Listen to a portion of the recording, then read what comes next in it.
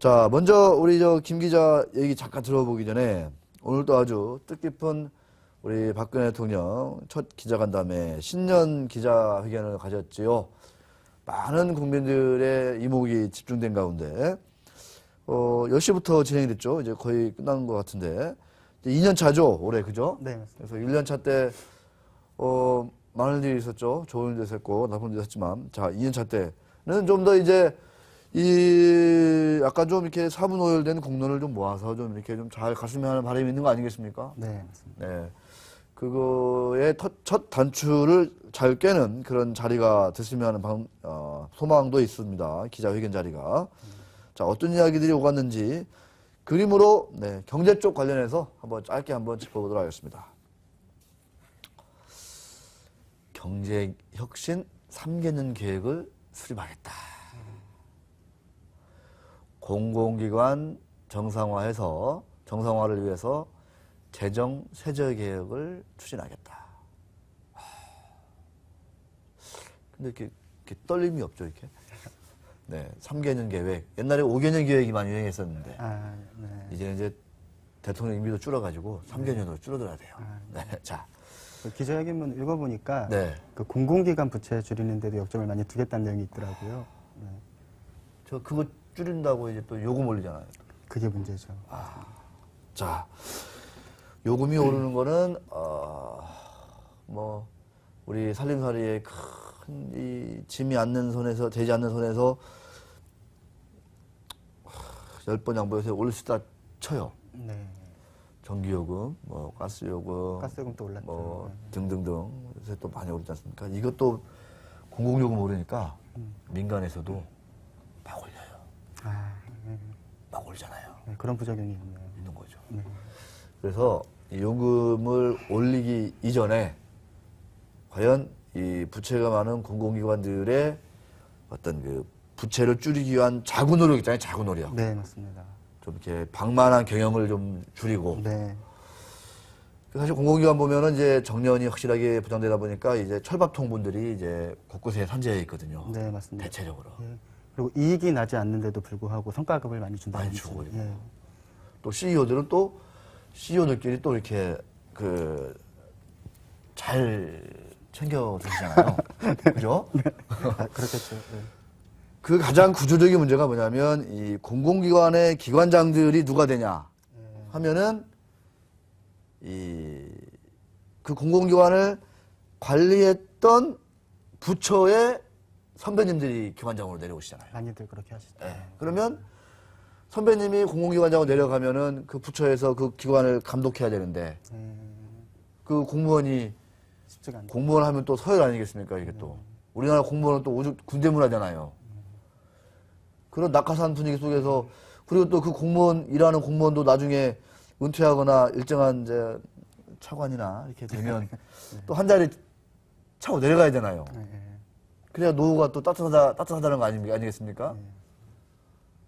이것도 잘 될까요, 이게? 어떻게 보십니까, 우리 김 기자? 그러니까 말씀하신 대로 이제 인사가 네. 중요할 것 같고요. 배양돼야 돼요. 예, 그동안 꾸준히 제기됐던 그 그렇습니다. 낙하산 인사 이런 것들이 많이 없어져야 되겠고, 맞습니다. 예, 그 요금 올리는 방식 말고 말씀하신 대로 자구 노력 통해서 그 공공기관들이 좀 더 안정적이고 건전한 기업으로 거듭났으면 좋겠습니다. 저는 철도노조 파업을 보면서 느낀 것 중에 하나가요. 거기가 또 이제 적자 회사잖아요. 네. 부채가 많거든요. 네. 이게 다 국민 세금으로 이제 그 적자에 대해서 충원이 되는데, 물론 이제 민영화냐 아니냐 이런 명분은 저는 중요하다고 봐요. 네. 민영화가 됐을 경우에 나중에 이게 정말 그 이용자들의 부담이 이제 증폭됐다는 거는 이제 서구의 경험인 거고. 네. 그래서 민영화 반대의 명분도 제가 인정하는 바인데, 과연 그렇게 적자 나는 회사에서 일하시는 분들이 노조에서 어느 정도 그런 그 적자에 대해서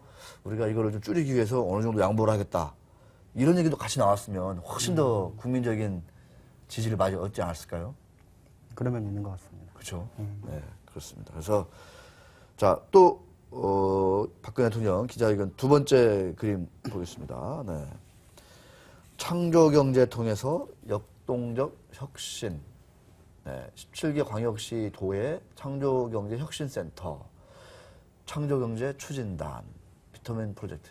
저 창조개혁센터 추진단 저런 데 있잖아요. 네. 저런데 과거 정부 보면 저런 곳이 또 대표적으로 돈이 새는 대표적인 그런 그 기구로 역할을 많이 했었거든요.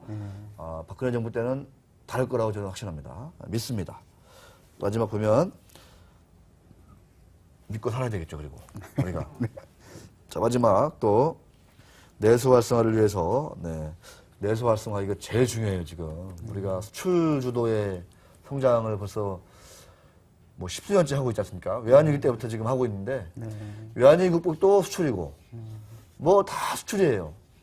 네, 이제는 내수가 더 중요한 게 아닌가 이런 생각이 들어서 내수 활성화를 위해서 지난 시간에 말씀드렸지만 이 서비스업 규제를 어떻게 적절하게 그 이해 당사자들이 수용하는 수준에서 완화할 것인지 아주 중요한 것 같습니다. 규제 총량제를 도입하겠다. 대통령이 직접 주재하면서 회의를 열어서 정말 쓸데없는 규제는 과감하게 가차없이 정리하겠다 이런 얘기입니다. 현장에서 저런 얘기들에 좀 많이 좀 어떻게 와닿을까요? 어떻습니까? 규제 총량제 거는 잘 모르겠고요. 네. 먼저 말씀하신 내용 중에서 이제 일자리 창출을 위해서 내수 서비스업이 중요한 것 같습니다. 그 예전에는 일자리를 가장 많이 창출하는 분야가 제조업이었는데 이제는 제조업들이 그 인건비 등 이유 때문에 해외 공장을 많이 짓는 편이거든요. 그래서 제조업만으로는 그 일자리 창출과 경제 성장이 한꺼번에 이루어지기가 쉽지 않은 구조로 점점 되는 것 같고요. 네. 그래서 이제 내수 그리고 서비스업이 활성화되는 것이 더 중요한 면이 있지 않나 그렇게 생각합니다. 역시 우리 김 기자가 새해에는 가정이 화목하고 우리 지역과 사회와 예. 나라와 민족이 다 이렇게 용서하길 바란다. 거기까지 말했나요? 예, 이런 사소한 새해 소망을 말해줬는데 역시 정리도 깔끔하게 잘해주셨습니다.